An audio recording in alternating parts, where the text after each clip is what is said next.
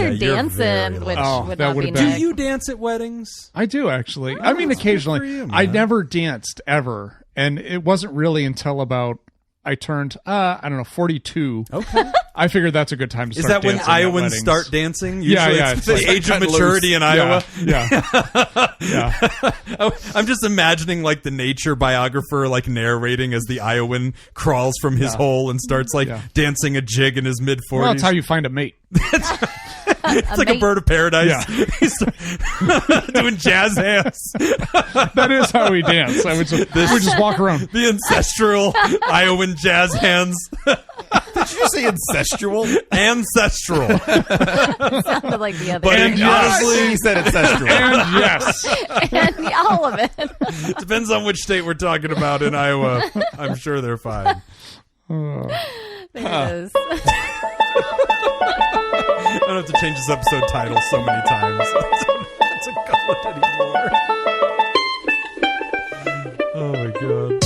From fabulous Las Vegas, Nevada, this is Pod Therapy. Real people, real problems, and real therapists. You can submit your questions anonymously at podtherapy.net or email us at podtherapyguys@gmail.com. And now broadcasting from the unnamed studio, that's Jim, that's Whitney, I'm Nick. It's time for some Pod Therapy. We're back. We're fully staffed. We've got the whole crew here. Whitney went to North Carolina to attend a wedding.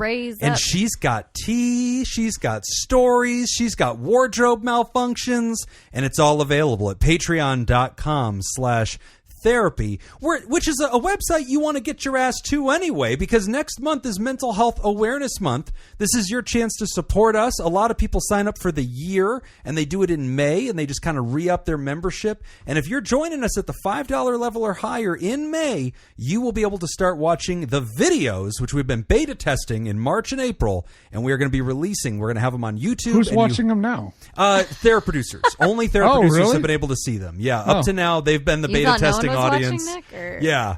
They give us feedback. They give notes. It's been great. So yeah, but we are ready. We're going to be rolling it out. So patreon.com/therapy. You can catch our entire show, which has a whole. You mean extra I've been getting hour. Dressed up just for the theraproducers? That's it. You've been wearing your which suit. I think they appreciate. I mean, it's the bosses. You look lovely in your tuxedo. It's nice. The bow tie. I rented this. Yeah. Every week. Every week. You know how expensive this is? Is it like a library book? Can you get an extension? And I know I don't need to rent the shoes, but I would look stupid if I showed up here with a tuxedo and no stupid, shoes. right? The camera can't see your feet, but I would spiritually, Yet. you'd know. I'd know this was all a lie. Patreon.com/therapy. We've got some really great content that we're going to release in May. Every year we always do big things in May, and we've got a very cool secret Patreon project that's going to be coming up just for patrons. So it's going to be a deeper look into each one of the hosts, and our intern Emma is going to be hosting it. It's going to be a really, really cool set of interviews. They're going to be releasing each week in May. So get down to patreon.com/therapy. Join us in May. Join us for Mental Health Awareness Month. Help us make this show possible. Join us for a year and enjoy all the fun things that we get to do in May. We will probably be naming another animal. We have Amy Aardvark this time around, who's got a horse as well as goats that we could be selling names for. So I'll bet it's a lot easier to name a goat. I feel like you have a lot more you can do with a goat. Yeah. Like, with a horse, it's like, I'm going to be taking this horse places. I know. I get out in public. Goat's I don't know. not going on the road. There's no shows for goats. George Bush hates black people. I don't want to introduce my horse as that. A goat, yes. Like a goat, that makes sense. Oh, man. I'm so proud of everybody last year with the Naming the Horse so project. George Bush hates black horses was a great that's one. what it was. Epstein didn't kill himself. There was so many really good names. So, yes, patreon.com/therapy. As soon as we kick off in May, we'll be announcing all of our really cool projects, but a lot of fun stuff is coming. So get on down there now. Sign up. Join us for a year. Get the extra stuff. You get an extra hangout with us every week. The show airs on Wednesdays for you. It pops into the exact same app that you're listening to us on now, and you can dial in on YouTube, and you can watch the video version if you prefer to do that. All that's available at patreon.com/therapy. It all gets piped to you in your email into your regular RSS apps, and it's easy peasy lemon squeezy. So come support us. We appreciate you because it is Mental Health Awareness Month, and it's time to be aware of mental health. We've got some great questions for today's show, and we're kicking off the lineup today with compassion fatigue. Hi, Pod Therapy gang. It's your man, Edgar Allan Poe, again. I've got out of a relationship half a year ago that was good in some ways and not great in others. One of the ways it wasn't so great was that my partner took all the emotional space in the relationship. We reached a point where I was clued into every thought my partner had, the good, the bad, the stuff you probably should never say out loud. Since ending the relationship, I've tried to reconnect with my past life, old friends, family, and colleagues. But I'm finding it hard to do so emotionally. I routinely cancel plans if I get the sense that my friends want my emotional currency. I get overwhelmed at the idea of calling back home because something is always upsetting my mom or my dad. I find myself stuck in casual workplace conversations because I can't bring anything personal to the table. The more time presses on, the more I'm craving new everything. New friends, new people, new work. Just so the lack of emotional depth in those new places can give me a moment of rest. I guess I have 2 questions for you. Number 1, how do you deal with that kind of compassion fatigue? I don't want to lose my friends or family.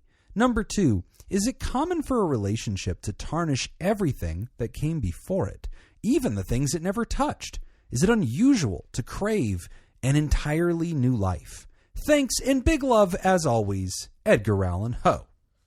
It's a good question. Sounds a little bit like codependency. It's, right? Because like it feels bigger than just compassion fatigue, right? Like it almost feels like you've blown something out. Like you blew out a heart muscle here and it's like everything is sensitive. I don't want to use this ability for a while. This is almost like just when I get home from like a big event or something. Okay. And like I just need to decompress a little bit. Like just burnout. From planning weddings. From all the wedding planning. Yeah. And officiating. Sure. Yeah. And being in. And prima nocting. And prima nocting. Oh, it's exhausting. Oh, so tired. Nick has so much energy. He's a wily one. He is. He's wiry. Let me tell you, he's stronger than he looks. And he looks Just pretty once. strong. Just once. That's it. One time and you're going to leave. You were all talk. And what about this whole pot of gumbo? I'm going to have to eat all this myself. Really? But yeah, a little bit. Like a little bit of just kind of like emotional fatigue. Right. I don't know. Just burnout for sure. Yeah. I could see that. I mean, and it's interesting. It sounds like that to me a little bit. Yeah. I mean, especially if you had a relationship that was like all consuming and you just feel like all of my emotional muscles were just constantly clenched. I get it. Like there's almost like a soreness, right? Like I don't know what the right word is, but I think we're all started getting adjacent to it. Yeah. And I mean, if you had to kind of spend so much energy being so in tune with all these little things going on emotionally with your partner, it's hard to break that practice. You know, it's like maybe that's what you did to make the relationship work. And so now you're feeling like when I call my parents or when I'm at work, I have to start doing that. But I think the key will be to try and practice replacing that with something like, I don't know, like not. Do you ever feel like this as a therapist? I feel like I'm shallow as fuck because I deal with like this deep dive trauma and like really heavy emotional lifting. And I get out and I'm like, I'm great with completely surface level friendships. Like I don't want to hear anybody's business. They don't want to tell me. I'm good. So you're saying shallow in a sense of like you give it to your clients, but now outside you're like, I have no more to give. Is that what you're saying? It isn't that I have no more to give. It's that I welcome a lack of depth in my friendships. Sure. Like I just want to shoot. Is that why we're friends? Dude, Nick's the we're perfect great. friend. You are the perfect friend. There's never been a time when I ask Nick you, how never are you called you doing? back. You have more to say than great. Fine. Didn't your house just burn down? Yeah. Yep. Yeah. No, I Living the dream, one Living the nightmare at a dream. time. Cool. Want a beer? Sure. No, I do feel this. I was actually just thinking about this today before even getting the script, just from some stuff going on in my personal life, but that I'm not going to go into. But I feel like that is a very Weird real that you thing. brought it up. Yeah. I know, but I'm not going to. Seems like a cry for help. Nobody else brought it up. No, because it's draining. Like even coming in, I'm like, oh, you feel drained from like those experiences. And I was sitting there thinking like, man, I feel like when I'm in therapy, I want to give all of that to my clients. And sometimes with my friends, I'm okay with that. Like sometimes your friends need that. And I'm that to them as well. Like I need them to take on some of my shit. But like, if you have one person that has been constantly taking and then they're gone, it's kind of like yeah, like Jacob said, when you come home from a long day and you've just been giving, and then you're just like, I just need to stare at a wall. That's my favorite thing. Yeah. I need to stare at a wall for a while. Like the wall doesn't need anything from me. I'm just gonna. I've seen this happen. So I've had situations where I now actually have a whole bunch of interns. I haven't talked about it. I have more than one now. So we good need job. We need to add a few more voices. I'm the queen of the interns now. That's the first one. I'm the queen. I'm the queen of the interns. It's Reina. It's very good. It's very good for me. Great. I love that she now has a cultural accent. I think before it was always just these snip off, like it never really had an accent, but No, it's this is developed. what I've always sounded like. Okay, but now it's no accent. Anyway, I have a whole bunch of them now. But like, this is something that's come up because, you know, your interns and your students, like they're going through stuff, right? And like, you're supposed to be watching over their mental health too. And so you're checking on them and stuff. And I've recently, you know, interns are going through their lives and, you know, their ups and downs. And there was somebody going through something, and I kind of didn't really check on them very much. I was just like, hey, I assume they'll reach out if they need to. And I wasn't like proactive. And we finally synced up, and they were just like, hey, I just wanted to, you didn't really reach out to me, and you knew things were going on. And I was like, yeah, I think my default setting is like, when I'm going through stuff, I want to be left the fuck alone. Like, I don't want people asking me about it because like the emotional burnout's already so high as a therapist. I don't even want to talk about it. I don't want to talk about it. Like, I just really want to be left to myself. So for whatever reason, people in my life, when they're going through stuff, I tend to like give space and wait. If they signal they would like to talk about it, then I'm cool. But I feel like I don't want to pry or like push that door open.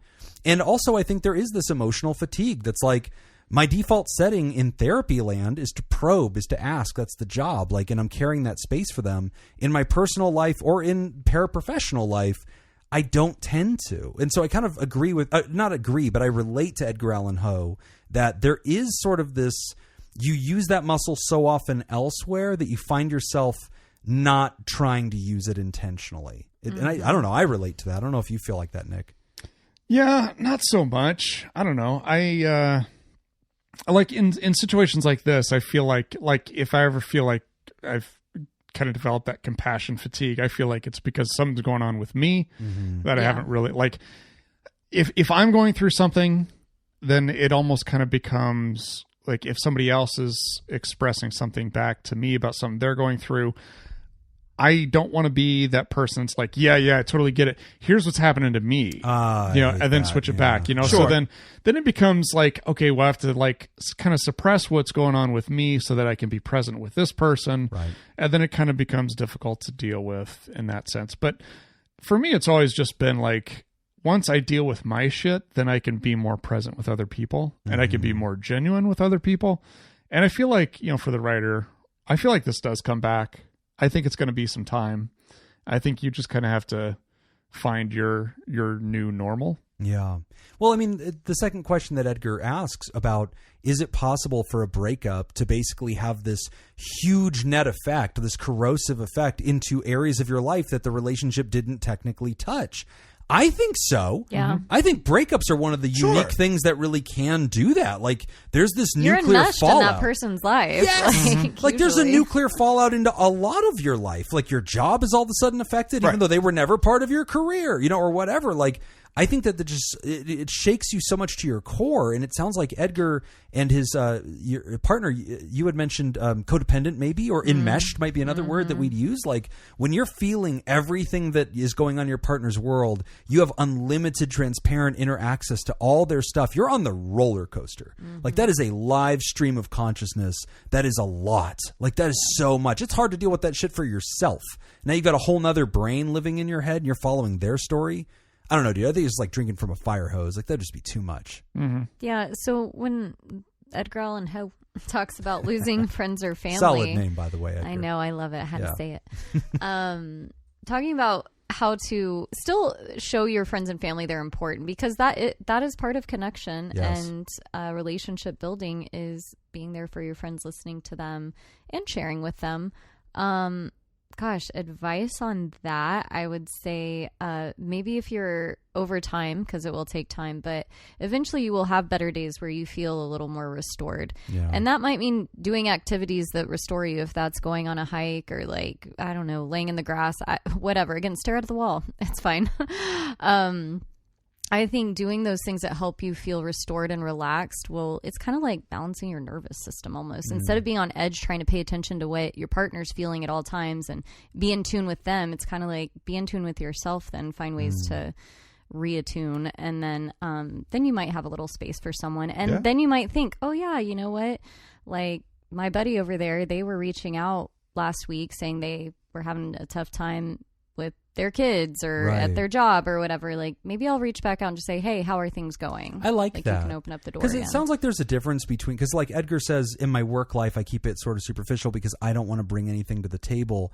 And part of me feels like that I would differentiate those two things. Like there's a difference between being present for somebody and being a good friend or a good coworker and checking on people versus volunteering your inner stuff. And I think you're allowed to be in a place where you're like, I can still be a good friend. I can still be present for you. I do care about you, but I choose not to open my box. Right. I think that's okay. Yeah.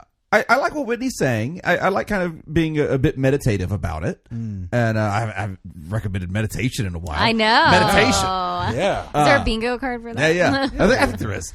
And what was the other thing I was going to say? What did Jim say? Meditation. Fake it till you make it. Fake it till you make it. That was it. Yeah, I think that was what I said. What did Jim say? I'm never listening when he's Wow. I know something just flew out of my head. Fuck Yeah, all of you. There was We a could talk bug about that the was weather. flying over here. We and talk about started the weather. It's watching been that. so cold today. You know, Jim hasn't talked about that in a while. Oh, I know what it is. Sweaters in April. What is this? I want you to work on like intellectualizing the emotion. Oh, I like this. Like okay. you can discuss emotion and you can think about emotion and like other people's emotion, especially. And I mean, you can do it in a way where you're not lending your own emotion to it. You know, like you can kind of like get in your head a little more with this. I don't know. Well, this goes back to mindfulness, which I think is what you're talking about, which is that strategy of saying, I see the emotion in the room with me, but I disconnect from it. Right. So I'm in the presence of anger. I'm in the presence of restlessness. And I think disconnect is probably too strong. Yeah, depersonalize. But yeah, like de-identify. Maybe take a little step back, and I mean, you can appreciate the emotion, and you can still empathize with the emotion. Yeah, without like that, it being the step back. Yeah, without it being your emotion. Because when we're in it, that's when it feels the strongest. Yeah. So it's kind of, I like that. I like that a lot. But I do think it's a really human thing. Like everything that, I mean, come on. A huge breakup after being a really enmeshed relationship, noticing just all the emotional valves are blown out and like you're just recalibrating, you're just not there. And there's something to be said for that. Like even in therapy training and stuff, this is something we talk to our students about all the time and interns like, hey, sometimes you're going to be running on empty. You're not going to have much to give. And there's a different therapy posture that you're going to have to try to take so that you can do the job. But like you're going to find yourself retracting from other people. So there's only so many emotional capital units that I think you have to spend sometimes. And I think, like, you know, Edgar's bankrupt for a while. He'll recapitalize. It'll come back. But I think that you're allowed to sort of turtle up for a while. Give yourself that space. Turtle it up. But also, you know, I get it, Edgar. You're also saying, hey, over time, I do want to give myself back to my friends, to my family. I want to make that a priority. Yeah. I think Whitney's point and Jacob's points are completely correct. Like that mindfulness technique is ultimately a great way to differentiate an approach. I think that going with this like paced sort of iterative process is the right way to go. It'll get better over time, but, you know, giving yourself like that permission to hold back too, I don't see anything wrong with that. Yeah. I think this especially at work. Like, have that different space in your mind at work. That's fair. I think that's always a nice piece of advice. It's just like when you walk into work, like, don't make that the same emotional headspace as the rest of your day. Yeah. Like, this is a different thing. Do you remember that scene in Family Guy where the Peter's like, that guy Michael's such a jerk. Why is that guy such a jerk? And they're like, well, that jerk just dedicated half of his check to orphans with diseases. And then like it zooms in on the guy and Peter's like, okay, I get it. That's what you're talking about with work. I'll bet it was funnier in the show. It was pretty good. We're taking a quick break, and when we come back, we're talking about balancing grief and drama. You're Jacob's listening so good at his job. to Pod Therapy. Today's episode is brought to you by Jake Schneider, Malia, Richard Macy, Sonny Boy, Thunder Cougar, Falcon, Scoop Slurpicay, Motherfucker, Sandra McWaffle, Elena, Gabriella Dame, Adam Warren, B. Gay, Duke Crimes, and Natalie Portman, not Keira Knightley. Would you like to sponsor the show? Become a therapist at patreon.com/therapy. I heard that one of them just had a kid or is pregnant or something and is like in her probably Jake Schneider 40s. That's pretty exciting. Oh, you were talking about okay. Yeah. Keira Knightley. Jake. Mazel tov, Jake. Name it after me. All right, we're talking about food and drink origins. All right. Okay, continuing on from last week. So we'll start with Whitney. Great. Kellogg's Corn Flakes were original because I imagine you listened to the last show. I started it. I didn't finish it. That a girl. That's I don't how you finish. do it. That is So- the pod therapy way. It's honestly ever more than I finishes. expected. We don't listen during the show. What the fuck is this? Kellogg's Corn Flakes were specifically invented to serve what purpose? Oh, it's the masturbation thing, Whitney. What? It's the masturbation thing. It's the masturbation thing. Just say that. You get 2 points. Oh, okay. I believe they're designed to stop masturbation. Oh, cornflakes? Yeah. Cornflakes? Okay. You want options? Yeah, I guess. Wow, way What's to fuck it happening? up, Tangeman. Like, what We're is trying to happening? play That a sounds competitive painful. game up in Cornflake this bitch. masturbation. I'm like, Putting his thumb on the ouch. scale. Jesus. can't be it. Referees Okay. just let the boys play. A quick breakfast for factory workers, a low-cost alternative to oatmeal, a patriotic wartime food staple, or a health food designed to reduce sexual urges. What? What? How the fuck did y'all say? What? I'll tell you what. When I hate have a this bowl game. of Kellogg's cornflakes, my man, I am dead from the waist down. Dead. What was A? I feel like Dead. it's A. But You what could was put me A? in a harem, I see nothing. I don't know can't what's feel going on. anything down there. Nothing. Okay, what was What was A again? A? Was a quick breakfast for factory workers. A. No. Pass it to me. Yes, Jacob. D. It is D. Yeah. See, she would have gotten 2 points if she listened to you. Yep. I gave her options, which means she would have only gotten one. See, I know what I'm doing. Yeah. We're just out here to make sure she doesn't win. That's all right. I'm going to Dr. come John Harvey Kellogg, a Seventh-day Adventist. Believe that bland foods Oh, okay. impure. See, I actually was doing Herb and gamesmanship. thoughts. I didn't God know damn, that I that was can't the speak. right answer. I thought that guy did the graham crackers. I thought graham crackers were to stop masturbation. So I was totally not sure that. I didn't think at all. I was just trying to fuck her up. And then whenever that turned out to be the right answer, I'm like, the fuck? And so like the graham cracker guy apparently invented everything to stop masturbation. But I thought it was graham crackers. Don't jerk that thing. Because Jesus is watching. All right, Jacob, this Don't one's jerk that thing. this one's for you. Eat This your one's cornflakes, for kids. you. Don't jerk that thing. Appropriately for you. Coca-Cola was originally invented to help treat what condition? Oh my God. Rust. Rust. I think that was Monster Energy drink, Oh, actually. okay. Get blood out of the Mountain Dew. pavement. I will tell you, growing up, if you had like a corroded battery end or something like that, you just put some Coke in a bucket and drop that in there, and it would. Then you could just scrub it right off. It's great. Terrifying. Yeah. See? I know things. And then there was a myth for a while that I don't know if it's true or not, but I was told that Louisiana State Police would keep gallon jugs of Coca-Cola syrup, just the concentrate, in the backs of their cruisers to clean blood off of the pavement. I believe that is true. I have no idea if that's true or not. What is in that believe it. soda? Good grief. Give me those options. I know it was a pharmacist that invented it. Stomach cramps and indigestion, fatigue and generally low energy, That's it. That's pretty Good solid. guess. morphine addiction and headaches, Oh. anxiety and nervous disorders, Oh, it might be that one. Doesn't make What was B? fatigue and general low energy. Who wrote this? Emma. I'll take B. No. Ah, damn it. I liked that one a lot. That was my extra little push over Yeah. the end there. Because Yeah. didn't the original have cocaine in it? So you figure like that's got to be it. Like it's the boost of energy. Okay. Shit. All Jim? right. So I don't think it's gonna fix anxiety if it had cocaine in it. Probably maybe morphine. Fuck. What was A? I like this. Stomach Jim. cramps and indigestion. Give me that one. No. Shit. So it's not A or B. What was C and D? Morphine. C, morphine addiction and headaches.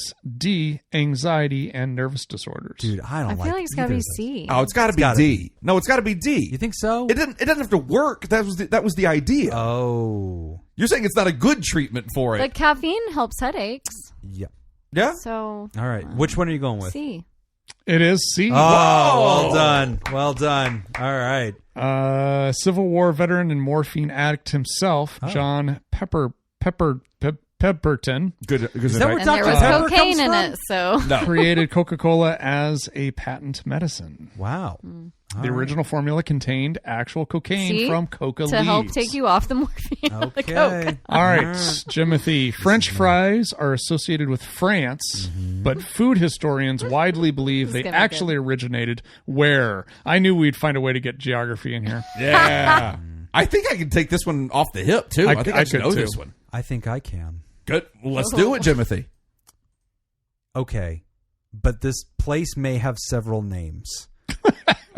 I've often been confused. It may go by Great Britain. Yeah, it may yeah. go by Spain. Yeah, it may yeah, go yeah. by Portugal. All right, listen to me. You know what? This place, it's a joker, it's a toker, and... Look, it's one of those places that I've never really been able to figure out the fuck is the right word. Okay. But I'm pretty sure that several words describe the same group of people, and I think this is the people that did it. Okay. The way you're describing it, I know you're wrong, but go ahead. I'm very excited. Do you think I should take options? No. Yes. No, I do No. not think you should take it. I think you should take it off the hip. I think Whitney should take it off the hip if you're wrong. I think I'll take it off They the want hip. the point. You have already drawn your gun from the holster. Yeah, you yeah. can't put it back in now. You got to fire. Pew pew. All right. The Dutch Netherlands. Uh-huh. I'm really impressed that you got those two words just together at all, honestly. Those people. No. Fuck! It's not, And that's not fine. correct. But I'm really impressed that you got the Dutch and the Netherlands together in Is a it the sentence. same people? I'll give you- Is it the speak- same ones? yes. Okay, I'll give you- yeah. I'll give you- proud of you for Thanks, that. bud. I'm going to Yeah. give you 15% of a point. I will take all of that. Okay. Take 100% of that 15%. I'm obviously Whitney. taking options, so Jacob Oh, can't get you to it. coward. Is it Belgium? Is it France? The one that it can't be because I was her like, question was it was associated with France. Thanks, Emma. Is it C, the Netherlands, which is what Jim guessed? This is great. Or is it D, Spain? Well, all right, hold on. I now feel very validated because had I gotten those options, I would have shouted Netherlands at the top of my lungs, and I would have still been wrong. So, Oh my It- gosh. I already fate forgot what A decided. was. What I'm was just A? so Belgium. I'm still so impressed that he said the Dutch. Yeah. In connection with the Netherlands. Yeah. and I think there's like a third name they go by too. We're going So Belgium. It's Belgium. It is Belgium. Ah. Yes. Is that not the Woo, look at Netherlands? me doing It is great not the now. Netherlands. That's a whole different That was- place. I was like, It's Holland? right next to the Netherlands, but All it's right. not the Netherlands. So I think well, you gave me 15% of a point. I'm just going to take it. You know, Take it and run with it. I can't win at 0 and I can't lose at 0, so that's fine. Balancing grief and drama. Dearest Pod Therapy, my dad unexpectedly passed away on April 15th of this year. I have a group of friends who hang out in a Discord voice chat. Naturally, these friends ask me how I'm doing and I update them. One friend was triggered by me talking about this, mumbled something quickly and left the chat. I found out through another friend that she's upset because this is the 4th anniversary of her son's death, and it's coming up this week. I was angry that she made my grief about herself and couldn't put her own feelings aside to support someone who she supposedly considers a friend. I couldn't understand what she mumbled, but I got the impression that she wanted me to feel bad about talking about it. I really want to tell her, I'm sorry the timing was inconvenient for you. It won't happen again since both my parents are dead now. Insert eye roll here. This happens all the time, though, and started long before my dad passed away. It doesn't have to be close to a birthday or death anniversary for her to do this. Something that comes up in a normal conversation can cause her to make a connection to her son's death, and she'll dramatically leave the chat and expect someone to come after her. If anyone reaches out, she'll try to make them feel like an asshole because they should have been more sensitive. It's tiring to have to walk on eggshells around her. She's not in therapy because she doesn't have insurance and won't look for a job with benefits. I'm starting to wonder whether she enjoys being the victim. I'm thinking of ending this friendship, but we share a lot of mutual friends and I don't want to lose them. Any advice would be appreciated. Signed, Scoop Lindsay. Pronouns are she and her. Oh. This took a turn when you started reading Yeah. the letter. I was like, ooh, I was like Yeah. feeling like Scoop Lindsay was a little insensitive, but then by the end I was like, oh. Yeah, right? Yeah, that was kind of my take too. Like at first you're kind of like, ooh, boy, you know, like I'm the whole thing is sad. Like I'm sorry you lost a parent and I'm sorry, oh my goodness, this person lost a child and like these are terrible things and ooh, maybe everybody's allowed to be sad. But then I appreciate the context of like, look, this isn't just a single incident. This is a perpetual thing. This constantly gets brought up. And at some point it's exhausting, right? It feels a little bit histrionic, a word we might explore here in a moment. But yeah, what do you think about this? Yeah, I mean, I guess any thoughts about it, I think we have to decide as we live our life and get older where you want your energy to go. When it comes to friendships, I know I'm preaching to the choir in this room. Y'all are like, fuck them. And they're good friends, I feel like. But it sounds like there's been a lot of chances in the past for you to be there for this friend. And you were kind of looking for that reciprocal moment where maybe even like she would understand what you're going through more, like in a sense of having loss, and unexpected loss too. Unexpectedly losing a parent is, I mean, just even worse. And so I feel like maybe you were seeking that out and she's not able to give that to you, or I say they weren't able to give that to you. So I don't know. I think it's okay to kind of pull back a little. I also hear you saying there's a lot of mutual friends. Yeah. So that's hard. That is, but I do think there are worlds where your friendships with those other people can still last, even if you just maybe pull back from your contact or as much contact with this one particular friend. But I don't know. It depends on how much. I think shared spaces make it tough too. When somebody's kind of like doing that, and it's really hard because like we want to criticize a behavior without negating the fact that what this person went through was horrific, right? Their child is dead. That is the worst of all possible worlds. There are no universes where I want to minimize that. Right. But I can agree with Scoop Lindsay. This behavior is problematic, and we might consider it like diva behavior, look at me behavior, hypersensitive behavior, dashing out of the room, throwing yourself upon the stairs and bawling and like waiting for people to come out there and go, I'm so sorry. We brought up this color. We know that was your child's favorite color. And it's like, I know. Can't say anything or do anything. Then. Yeah. And like this walking on eggshells thing, and like it's been 4 years and there's no statute of limitations on this. That's what makes it so hard. And I think that's also what causes everybody to feel captive, right? That it's like, okay, we do relate to this. This is a real person. This is a real tragedy, and there isn't a limitation to it. But I think that Scoop Lindsay's not off base to say, guys, there's some emotional hostage taking at some point where this is exaggerated a bit. It's performative a bit. Or you're so hypersensitive and so unhealed from this that it isn't good for you to be in an ecosystem where there are triggers and where there are other humans going through other tragedies that have nothing to do with you. And you're going to step on their emotions like you just did to me. I'm going through grief. I've lost a family member, and you immediately minimize that and put yourself into the front of a conversation among our people as I'm trying to, heal and go through something.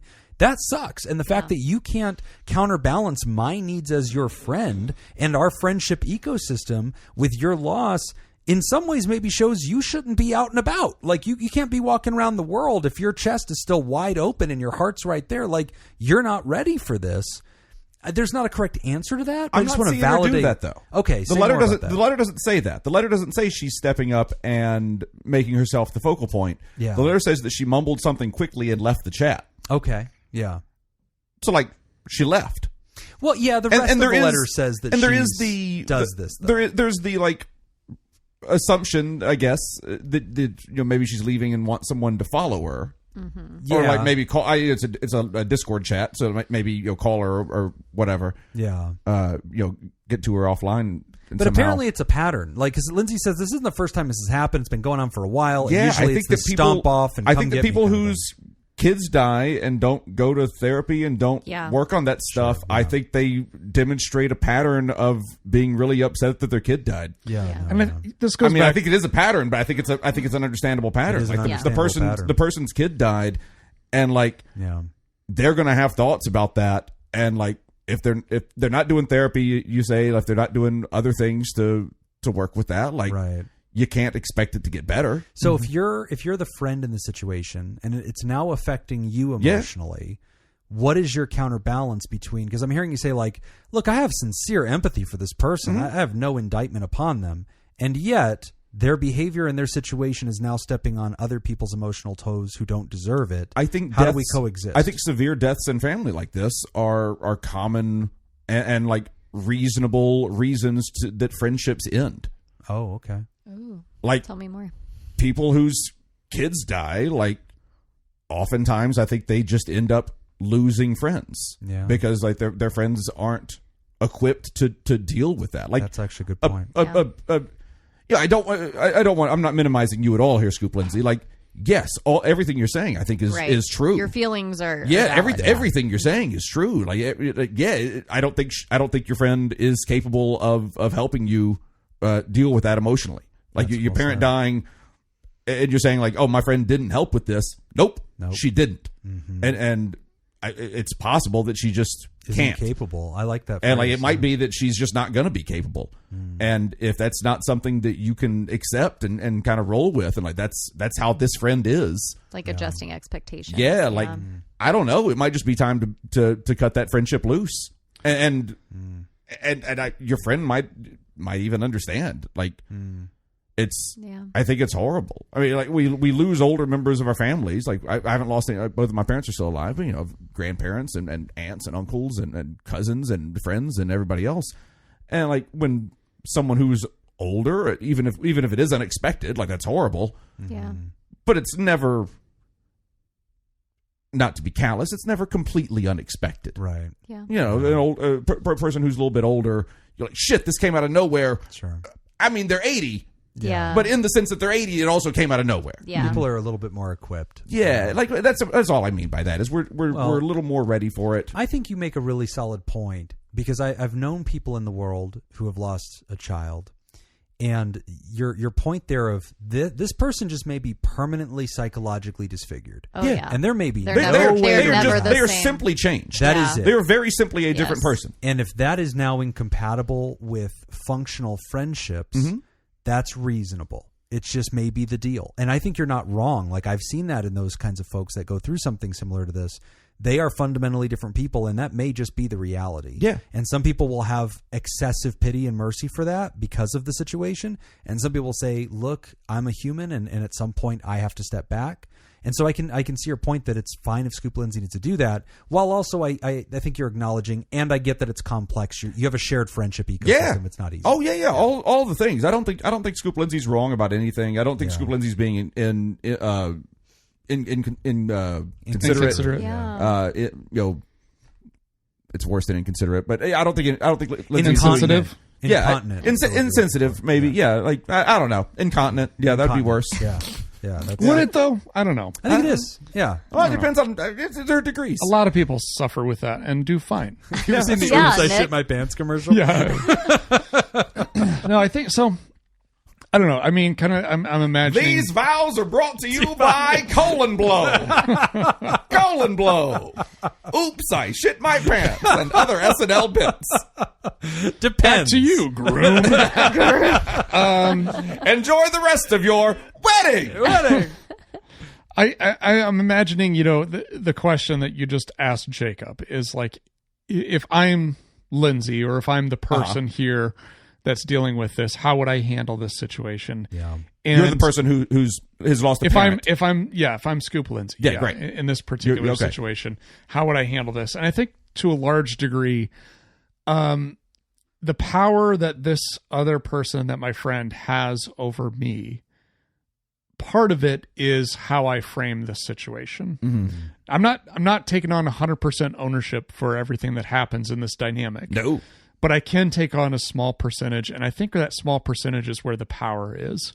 And I think that one of the things that we've said over and over on this show is that hurting people hurt people. Yeah. And through that lens, I think that would be the way that I would take power away from this friend. Just being able to understand that, when she mumbles something and storms out, it's not about me. I may have been the catalyst that caused her to do that, but the reaction is not about me. Yeah. She's hurting. She's been hurting for a long time. She's overwhelmed. She doesn't have the skills to deal with this. At 5 years, I mean, honestly, I just want to cry for this woman because, like, Yeah. she has to just feel like this is what life is for the rest of my life. Yeah. It's been Yeah. 5 years of this. This is it. Yeah. Yeah.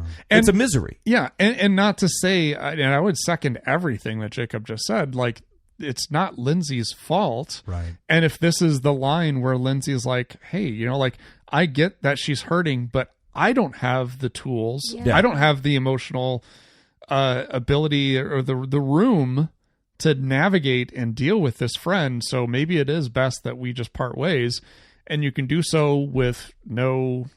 Resentment, Yeah.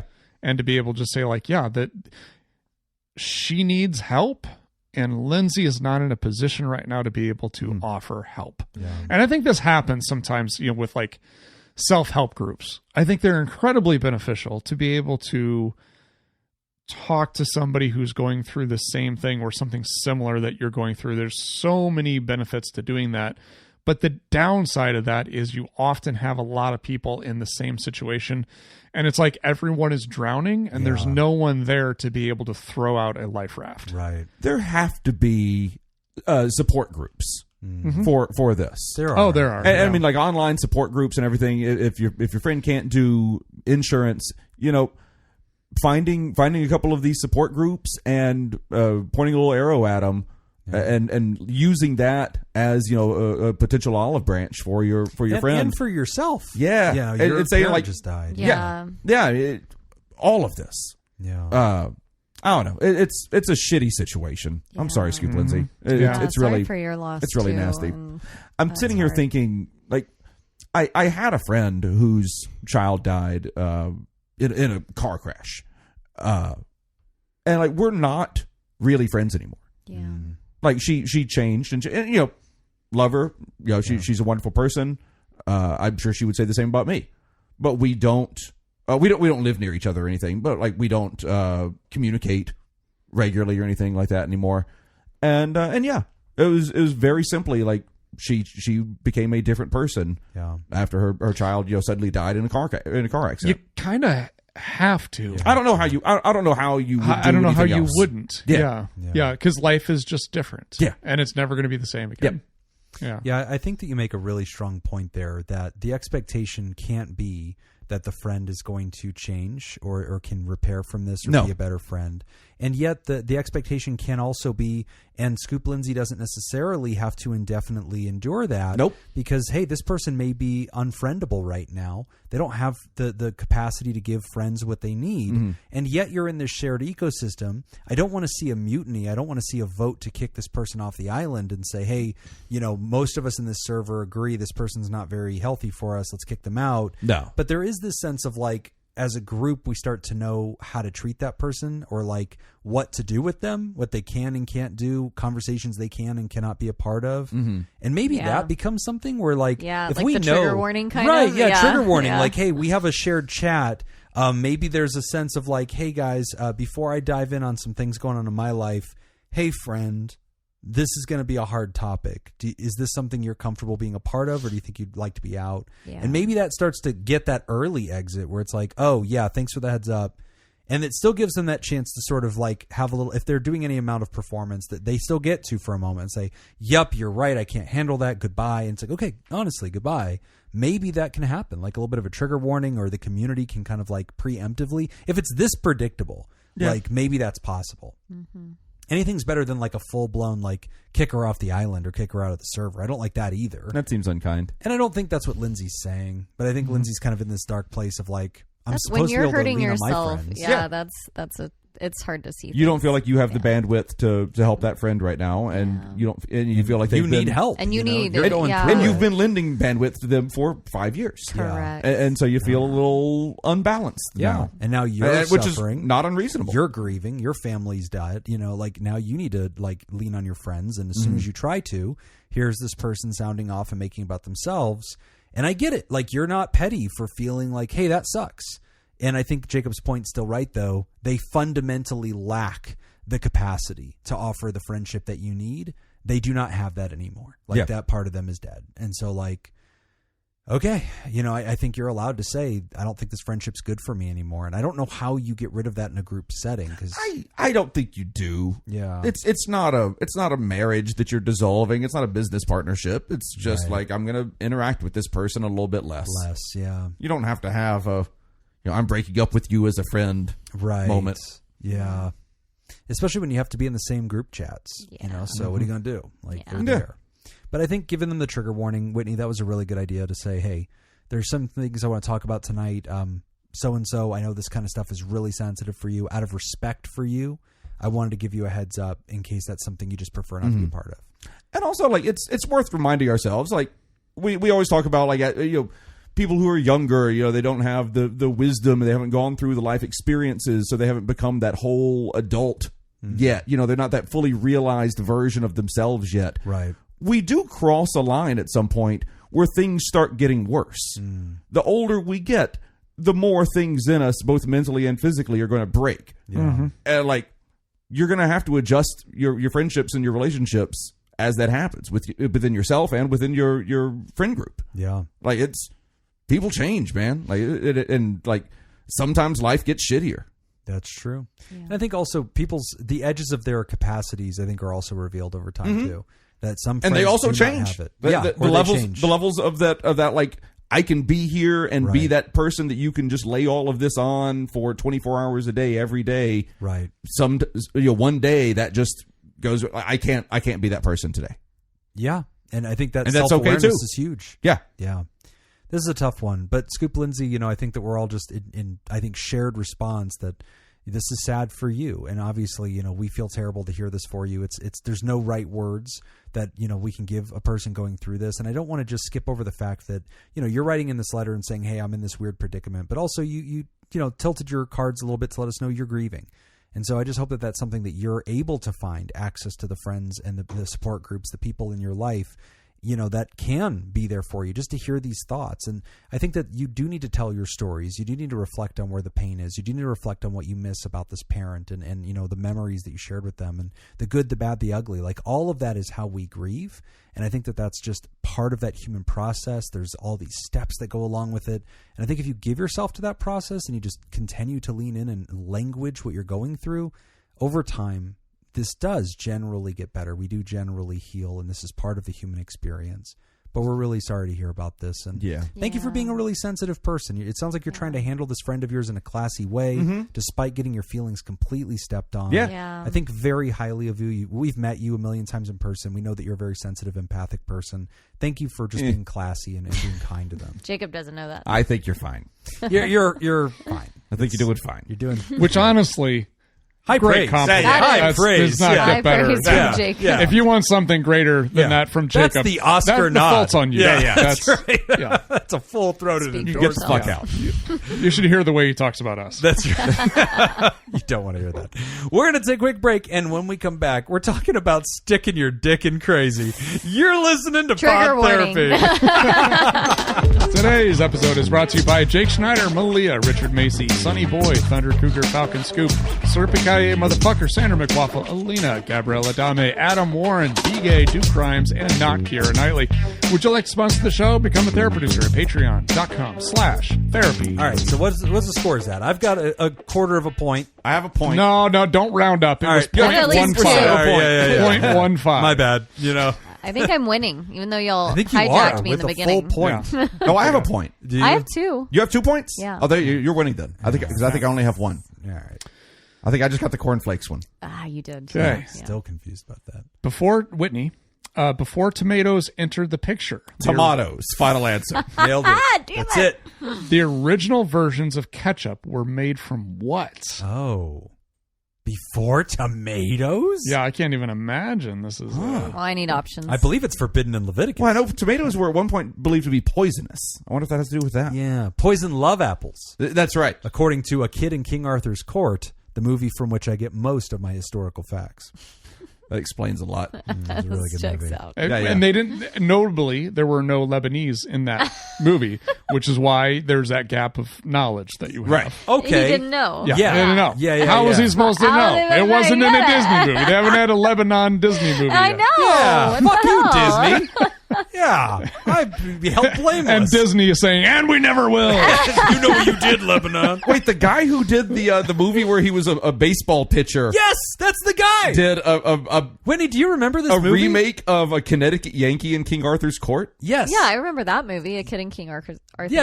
Court. It's with the kid from not a League of Their Own. A League of Their Rookie Own. of the Year. That's Rookie of the Year. Yeah. It was actually a really good Not Angels teen in the rom-com. Outfield. I didn't like teen romance very much, but that movie The Kid in pulled King it Arthur's off. Court was? It was, Well, yeah. it's a remake of a very old movie. Oh, is it? Yeah. Called A Connecticut Yankee in King Arthur's Court. Oh, Oh. I Yeah. didn't know that. It's- okay. Disney's cheating ass. Yeah. Oh, what is the... Yeah, I don't Anyway, All right, tomatoes. so what is it, Whitney? Yeah, what You want was options? tomatoes? Options, please.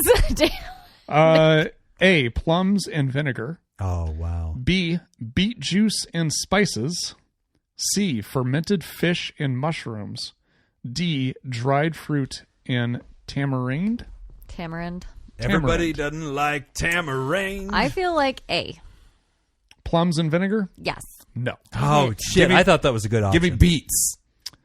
Drop the beat. Battlestar Galactica? No. Oh. By the way, King Arthur's Court, it's a Mark Twain story that's been adapted into films. Okay. All right. So beets and plums are You off have the the board. fish sauce? I got fish sauce. Fermented fish and mushrooms. Damn. Or dried fruit and tamarind. That feels It's right. probably that one. Yeah, give me the fourth one, the tamarind.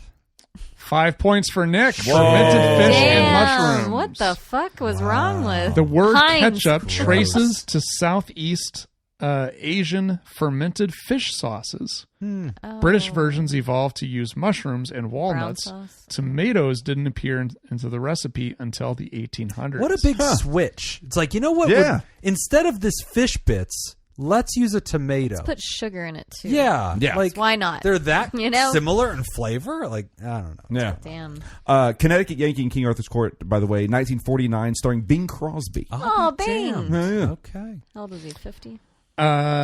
Jacob, Yes. the name Mountain Dew, originally American slang for what? It's a sex thing. Do the do. I mean, it's got to be... Sex thing. no, like moonshine.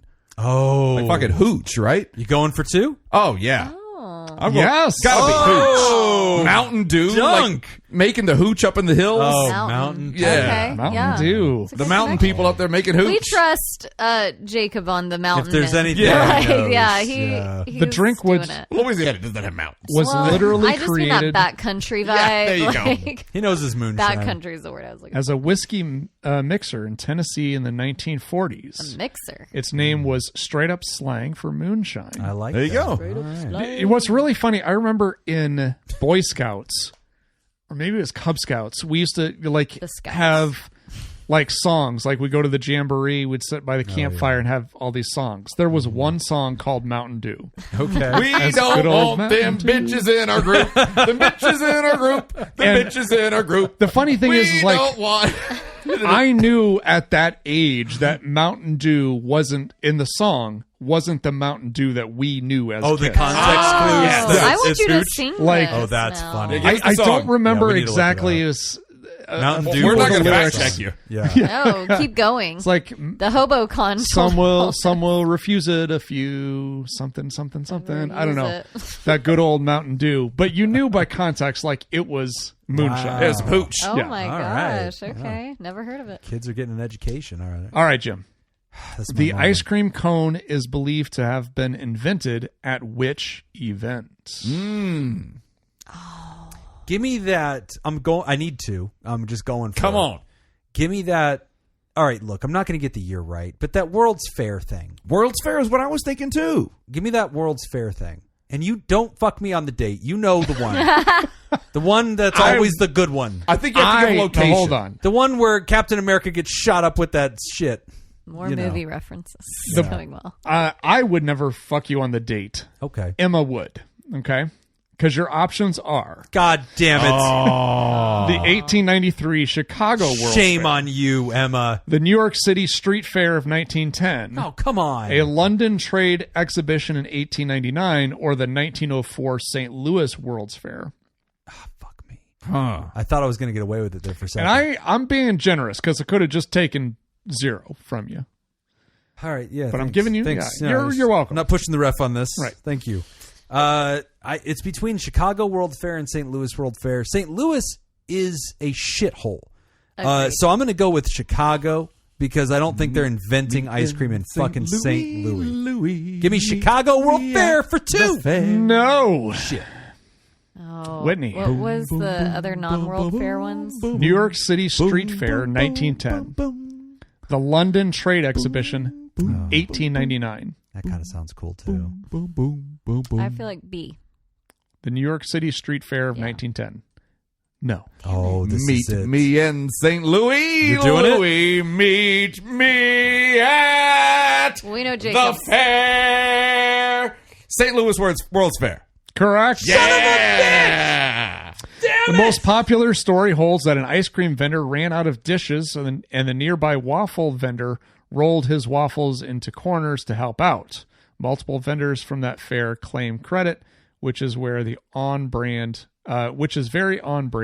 for the food industry. All right. And nobody fucking come at me for using State Fair. I know it's the St. Louis State Fair that I was doing the song from. It's not the World's Fair. Yeah. Don't come at me about that. I was going to say that. Don't you come at me Yeah. about that. It was really bothering Come me. at him. Thank you for Okay. your admission. We want to hear the thoughts in the Discord on this because, I, for one, think this will be the scandal of the season. I only have so many songs in my head that involve St. Louis and fairs. That's fair. Honestly, that you Yeah, had you anything. had more than I it was did. pretty deep dive there. So Let's say, what's her name? scraping. The I can't think of bottom anybody's barrel. names today. Wizard of Oz. Yeah, I was going to say Dorothy, but it's Yeah, not. Judi Dench. Judy Dench. That's Judy it. Garland. Judy Garland. Oh, Yeah, that one. she's in She's the in that. in the movie version of State Fair. So Rogers and remember Hammerstein or State Rogers Fair. and Hart. That's it. Our state Hammerstein. fair is That's the it. best state fair. Best state fair in our state. I've seen that a million times. That was in St. Louis. The St. Louis State's Fair. Yeah. Oh, Meet me in St. Louis. It's geography. He wouldn't know that part. Okay, he left that part out. The other song that I was thinking is also from that show. Great. Yeah. That was actually very watchable. I remember Damn it, watching that as a Jacob kid. It was pulled really ahead. good. Yeah. Okay. With the frills on top. I remember that. I don't know. 76 I was in that show when I was a kid. I don't trombones remember what it was, and though. marching. Wow, y'all Sorry. all know. Yeah, this we've all. song. All right, good. That's music you guys. It Look is. at us. Oh, I was Different like, show. what? Doing Coulda got me. musicals. Which took place where? New Oklahoma, York. where the wind comes sweeping No. down the plains. Iowa. Oh, Iowa, where River City, Iowa, which River was City, actually that's what I was trying to think of. which was actually Mason City, Iowa, which is where Meredith Wilson was. That's his hometown, which is about 30 minutes away from my hometown. Okay. So there you go. y'all are basically brothers, Basically. same age. The librarian. I need to watch more musicals again. I guess know. so. My grandma used to Yeah. make me watch them, and I loved I it. haven't So watched anyway, any of sticking them my in dick in years. crazy. I know Yeah, they're in your in my- brain. they're in there. In there. That's like Bye Bye Birdie. Someone, or I'm sorry. What's the Conrad? That is Bye Bye Birdie. Yeah. All right, so I want to ask, what musical can you probably sing every word from start to back? But I'm not going to ask Jacob that because it's probably like 10 of them. No, that's a list. But you two, Yeah. mine is Phantom of the Opera. I can do all of Phantom of Really? the Opera. Not by my own fucking accord. My mom just played it nonstop as a kid. And so, like, I just know it all Oh, by right, passive right. osmosis. Yeah, that would I make can sing sense. every fucking word of All right. every single song. I don't know about every song or every word, but I would say if I had to pick one where I would know most, Okay. probably Sound of Music. Oh, yeah. All right. Oh, that's a good one. Yeah. Edelweiss is a good song. I like that song. Yeah. Mine's Wicked.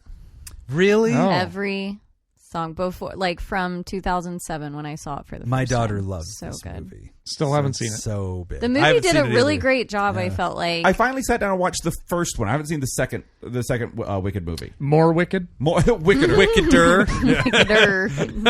You Hello, Wicked. You thought it was already Wicked. Just wait. no, the Wicked first smart. the first time I saw Wicked was in London on a Whoa. European trip, and I was like, I didn't know what it was about at all. I had no idea it was about like Wizard of Oz stuff. Just everyone at my college, liberal arts school, they're like, Wicked, Wicked. When it came to Little Rock, they're like, Wicked. I was like, what's it even about? I watched it. I was just like, oh, this is the best thing ever. That's It was cool. so awesome. All right. So I imagine for you, it's Oh, it's a lot. Yeah, there's Yeah. Top There's- 3. Ooh. Oh, like when I was. Yeah, when I was like a teenager, you had like Rent. That was Rent. that was a Oh, big I one. did know a lot of Rent. I had that I CD. definitely knew I all of listened Rent. to a lot. The last 5 years came out, I think, when I was in college, which is not a very good show, but the music is fantastic. It's all duos. I think it's all solos and duos. in the track or in the soundtrack, and it's very, very good. Oh, I don't know. I mean, the Monty Python, Spamalot. I could, that. I've never seen Monty Python. I mean, there's all these musicals that I worked on or was in or ran or something like that where I just would hear them. You just hear it hundreds over of and times. over and over again. Yeah, like they're in there. Yeah, that's fair. Alexander Like Hamilton. Cats. I can rattle off Cats. I hate it, but I can rattle it off. Yeah. All right. It's time to stick our dick in crazy, everybody. Here we go. Yay. Buckle up. Hi, everyone. I've been doing a lot of reflecting lately, and I've come to a realization. I want 10 inches in my mouth. That's a bit unsettling. I might actually be the drama. I'm a pretty emotional person, whether it's a big, serious conversation or something maybe kind of sort of slightly meaningful. I tend to feel things deeply, and tears are always just around the corner. I'm aware that this can be a lot for my partner. Sadly, I've developed a habit of holding things in. I tell myself this isn't the right time or it's not worth bringing up, so I push my feelings down. Over time, they build up, and eventually it reaches a point of implosion, and I end up finding myself stuck in that intense headspace. The only things that seem to help me reset are either 1, having a really open, honest, and deep conversation where everything is laid out and we find some sense of understanding, or number 2, having mad, crazy, amazing sex. So I guess what I'm really asking is this. Is this the behavior of someone fitting the description of don't stick your dick in crazy? I know the question itself is negatively framed. Forgive that. It's a joke, bro. At the end of the day, I'm trying to understand myself. Love you lots. You're all my parasocial besties. And besties ought to be honest with one another, damn it. So be honest. Signed, a he and a him. Interesting. Okay. Ooh. So writer says, I am the crazy to which you must not stick one's dick. But it helps me uncrazy myself. To fuck the crazy out of somebody, I think, is a talent. I think that really says a lot about writer's partner. Kind of makes you like a horse whisperer. That's exactly it. Yeah. I've never been good at fucking the crazy out of people. I'm really good at getting it in there, though. Nice. If you don't have enough crazy in you, you call Jacob. I got you. I got you, fam. I got you. Oh my God, I believe it. Dude, I like this. I like the horse whisperer theory too. Just, yeah, this is, so this person is saying I am hypersensitive. I fall apart. The only 2 things that make me better are this deep, meaningful, get all the cards on the table conversation, which is emotionally laborious. It's really hard to do. It's difficult for me, or we bang it out. And they are asking, is that okay? What is wrong with me? Am I exactly what that phrase, don't stick your dick in crazy, is all about? Well, I mean, wouldn't that be like the crazy reaction, not like I feel crazy? Yeah. That's what I imagine when it's like, don't stick your dick in crazy. What that phrase means. This is not describing that. This is not not at all. it. Yeah. I just wanted to clarify that part. I'm like, also, I'm I've never not heard it missing said this, as, right? I didn't know the phrase was don't. Oh, I what might was be learning your that phrase? right now. Just sticking your dick in Just crazy. do it. Okay. No, it's just a description. Oh, that's what you've done. Not an encouragement or saying like don't do this. A statement of fact. Just a statement. It's a like, non-judgmental thing. Yeah. It's just, hey, like what were you doing the other day? Oh, I was sticking my dick in crazy. Oh, I've only ever heard it as a word of caution. That it is like, beware. I can see why. Oh. I can also see how our lives are It's like different. the beginning of Haunted Mansion. Jacob, Don't stick your here. dick in crazy. Oh. That was the musical that I know all the words to that one. Don't stick your dick in the crazy dick. It's the I feel craziest dick in the state. Jacob's gonna have a whole musical by the end of this episode. Oh, A yeah. lot of Also, songs. A lot of also, jazz squares. Yes. also based in Iowa. Yeah. A lot of people don't know Yeah. that. Yeah, a lot of dicks in Iowa. Yeah. Yep. No. Ridge. I mean, in the Like corn. when they sang it in school, it was corn. Don't stick your corn in crazy. Oh, I was like, Right, you're yes. dick and corn? Yeah. I mean, Oh yeah. We would still say dick in school. the part they blurb. Crazy is the word that we weren't allowed Really to say. uncomfortable. The stigma, we don't like that around Right. here. Silo, where we keep the corn. This is what we sing in Iowa. Oh, no. Oh, Lord. A silo. Second verse. where we keep the corn. I keep doing this until you keep going with the letter. Let's go back to the letter. So here, Okay. to me, I think both of these are unhealthy to some degree. Okay. The first one sounds good, but honestly, it's because you let it build up. Okay. Right? I mean, having a really open, honest, and deep conversation happens, I think, when you just have to let everything out because you've just held it in for so long. Okay. It's a weapon of last resort. Yeah. I mean, because you're talking about, holding everything in and not showing anything, and then the next thing you know, you're crying at a Super Bowl commercial. You know, like eventually it's just gonna. Yeah. Well, me neither. That's why I just thought it was weird. I wouldn't even bring it up. Are you looking at me when you said that? When Carmen Electra took that Dorito to the face, I just started crying. So good. Yeah. So I don't know. I think I don't know where I was going with that. So I do think that there's something to be said. Like, I appreciate the juxtaposition. I appreciate the humor in the letter. But and you guys may completely disagree with me on this, but honestly, I have seen the psychotherapeutic healing factor of sex as a whole ass thing. And it's interesting because our colleagues, a lot of them that study at the ASECT. Is that why you have so many interns? Yes. I'm offering healing Jim said education. he was closed off. So. That's right. You're like a fundamentalist Mormon. There we with go. All your there wives. we go. Hey, Board of Examiners, these are jokes. Don't listen to my friends. They call me the first intern. That's definitely Jacob, Board of Examiners. He's right there. You can see it on the video if you go to patreon.com/therapy. I'm the head of all of the other wives. All a joke. It's all a joke. The Board of Examiners has a really good sense of humor. I Boy, wouldn't do worry they. about it. Don't you worry. If there's one thing they are not, it's litigious. So, Mr. Jim tells me that he's going to fuck the crazy out of me. It's okay. Dr. Jacob says that won't happen. Dr. Jacob says in you. But Mr. Jim says it won't happen. Out of you. No, but it's interesting because, like, I think that there is some truth to this. Like when Mr. the writer Jim just says, God damn it's okay, Mr. Jim. Thank you, intern. Return to your cave now. Go back to your box. There's no room with all There's of the too other many. interns. That's right. Jesus, why did I even? It's very full. They've already Apparently established it's a very pee full. corner. Oh God. Oh wow. We don't want to not have a pee corner. I know, Dwight. I mean, we're not animals. You don't want to need a pee corner and have not established one. Oh, You don't want to establish a pee corner when you need it. You That's want to true. already have it established. yeah. True. Step Very 1, true. elect a leader. Step 2, pee corner. Yeah, these are the Step two things. 3, find your water shutoff valve. Step 4, profit. All right. So, to this point, though, the writer's talking about going through like emotional turmoil in their relationship and saying, like, in my relationship, 2 things heal me, right? Having a complete clearing of the air or having really good sex. I don't look at that and I don't look at that in an askew kind of way. I look at that and go, well, of course that actually restores your sanity because it's validating. It's vulnerable. There's reassurance and reconnection. You're in your head about all these things There's about still your a relationship. release, hopefully. Yeah, there's a release to it. There's something. Isn't there a big dopamine dump? There is. Yeah. There's something really psychokinetic about that sexual connection that I think honestly I feel none so of us. damn good after that. Right. Weird. You've cathartically gotten all of I think this I kept out. waiting on you guys to say. I know. Yeah. I was waiting for it to- And I feel like there's this restoration. And I think that's actually really common for a lot of couples, whether they identify as somebody who holds a lot in or goes crazy or not. There's a lot of couples that go through these cycles where they're not doing well and they're struggling. There's anxiety, there's depression, there's all sorts of animosity.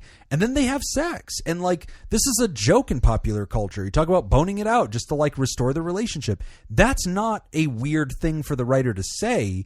And honestly, in a lot of couples therapy too, this comes up a lot in couples therapy. Like one of the most important things that would really help couples work is just getting them to have sex. Like if you can just do that, it's like, What do you think the couch is for? I'm going to walk out of this it's room. a chaise. You guys are going to do some therapy on yourselves for about 45 minutes. All right? Ignore There's the no camera. cameras. Yeah, Yeah. that's right. They're going to see somebody looking through the blinds over here. This is just a stuffed That's animal called on the couch. supervision. All right? It's very important. Mr. Jim I has still left. need a bill. I'm here to lead the group therapy section. This is my intern. It's time for group therapy. Let's do it. He's taught me everything. The group therapy or it? Am I way off base here, or do we agree that like there is something that is incredibly psychological for a couple? No, I agree. In having Sex feels restorative sex. Well, it's beyond I was that. gonna say, I think what? it's like reconnecting. I hope to find out one day. I think it washes away. You're waiting for marriage. Yeah, right? yeah. I'm Yeah. Waiting for I'm third waiting marriage. for the third marriage. I'm so proud of you, buddy. I'm super Christian. You're really Christian. Hey, man, true love waits. I'm real proud of you. Real proud of you. I think I'm starting to understand why the first two failed. Nick's Wedding is brought to you by True Love Waits and Evangelical Christianity.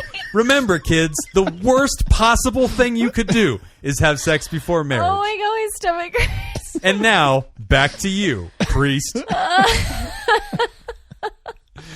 There's something I can't psychologically breathe. Oh restorative my God. about sex. And so I don't see that being a weird thing in the letter. I hear that and go, yeah, no. I'm not surprised that that's the other release valve that like washes away all the psychological debris that's going on inside of you. I could see that being restorative.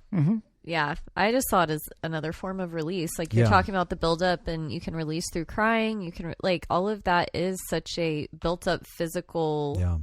feeling, and then letting something out, whether it's tears or other things. But I think there's also like this sense of like you develop animosity, you develop resentment, and either you two sit down and like talk through it, or I think the physicality and the reunification of sex is that nonverbal communication, right? Like you're essentially forgiving each other, and you're essentially letting a lot of things go, and you're sort of like giving yourself back to the relationship. That whole thing, I think, is a cycle that a lot of long-term relationships would relate to. I don't think that that's a crazy thing. I guess clarifying. I did okay. Maybe I read or heard the letter wrong. I saw this as them saying like anytime they are feeling like frustrated in general, then having sex in general is a release. But you're saying this is like a couple. I thought it was related to couples. So I was like, why is Maybe he I focusing misread it. No, but I kind of see it how you're saying. So I don't know. How do you read it, Nick? Or I see read it it as the a same way couple? that you did. No, Oh. not I as a saw it as couple. more of a general thing. yeah, a me general- too. okay, yeah. So I was like, Jim's focusing on this couples Yeah, thing. I guess mean, I thought of it but- as like a couples letter. 'Cause And I don't know, because I could kind of see it how you're reading it too. So, Yeah. now that you say that, so But- I don't know. I don't know. I also wouldn't let go of option number one. Okay. Okay, like which is having really open, honest, and deep conversations where everything is laid out. There's still some value to that, like, Sure. and the fact that it is uncomfortable, as evidenced by you putting in parentheses "ew." That's telling you something. Right. Yeah, I mean, like that's often kind of the saying. How the saying goes is like if it's easy, it's probably not the answer. If it's Right. really difficult, then that's probably the better. That's the lasting way of doing something. So I think that's the fact that it's uncomfortable is probably an indicator that it maybe is the right thing to do, and you just need to learn to deal with discomfort. Yeah. Yeah, is it truly processing by like having sex with somebody? Or... Well, and now that I think I'm hearing you guys' version of this, then that's a very different thing. If we're talking about couple stuff, then like, sure, this is restorative. That's a reconnection, legitimate, mechanism of action. But if it's you individually as a human, when you get caught up in your feelings, like using when it you're as struggling, a coping skill. yeah, that's like your release valve. And it's like, oh, that's fine. But also I could see that being like, you're still burying it to some extent. Yeah, right? I mean, like you're sweeping it under the rug. substitute having mad, Burying crazy, it nuts deep. amazing balls sex deep, yeah. with shooting heroin. Yeah, And it's Yeah. the same thing. right. It's like, yeah. Yeah, good point. Yeah, two things make my pain go away. Yeah. Dealing with it or getting blackout drunk. yeah. It's like, yeah, well. Yeah. But I mean, arguably, obviously, sex could be, that could be really healthy for them, right? If somebody Sure. said, hey, I just rub one out and then I feel better, it's like, all right, well, then do that. Like I'm fine with it. But that doesn't, to me, the preventative action is learning how to notice your hypersensitivity. And I think that kind of goes back to like DBT maybe or CBT, like either reframing cognitive distortions and wrong interpretations or learning the emotional regulation of dialectical behavioral therapy. Because if that's controlling you and you're dysregulated, I'm glad you have two solutions to that problem, but that's the deeper work is to learn how to regulate those things, to notice them up front, to filter the world and to right size your expectations of others and of yourself. So that way you don't need to just bang it out to solve the problem or talk it out necessarily. Like if you can kind of preventatively notice things as they are and feel accurate about them, that's the win. But that requires some really good work. Yeah. And you have to have sex with a lot of people in order to solve that problem. Well, you got to get good at it. Yeah. Yeah. I see that you're Debbie saying... does DBT. There it is. Episode title? Is that? Could be. I remember we watched that in class. That's right. Remember that in your groups class, right? Yeah. And then the professor was fired. Right. Did not make tenure. Did not make tenure. But I don't know. everybody's favorite. I don't Course think- evaluations, top notch. I don't think back in your day they fired people for That's that. right. They That's just true. moved them Yeah, to yeah, a different class or a different school. No, I was just going to say too, sometimes when I've worked with clients who tend to hold a lot of their emotions in and push all that shit down until it's overflowing or you're on the verge of tears constantly, practicing being open and sharing, and again, cliche, going to therapy, but like paying somebody to take on your shit for a while, it kind of lets you practice getting out whatever is building up inside of you, and then also being able to process what's going on. And so I think the more you're able to do that, the less you will feel on the verge of tears at any given time because you've practiced that release, not sexually with your therapist. But I don't know. Depends on who the interns are. Depends on what kind of practice it is. Yeah. Look at the description. Yep. Well, I really like your point, though, that if we can get better at that and you're more rehearsed in that, then it's not you anymore. You know how to do it. And like that'll be more familiar to you. I like that. And you don't want to swing. You want to be careful because you don't want to swing it too far over where you can only have sex if you're emotionally distraught about something else. Oh, my God. I have to get emotionally distraught before Let's I'm fucking able to go. have sex. like, oh, There is no. somebody listening right now Who's just like, went, yep, that's oh, me." shit. And it's like Called out. They're already starting to write the letter. And for you, I'm sorry. I'm going to be really funny about your letter. Send it in. We want to hear about it. My kink is that I have to be in drama. Yeah. That's the only way. Tell me how Anyway. much of a disappointment I am to my parents. Anyway, Ryder, good luck with this. Please do the work. I think that if you're having sex to get rid of the pain, fine. But I think we all would like you to find more ways, whether that's preventative or, as Whitney said, getting used to doing the hard work of emotionally languaging your experience so it becomes easier for you over time and you have more than one option to get the crazy out of yourself. At the very least, different positions. There Yeah. we go. Yeah. Benefit. I recommend the pile driver. Okay.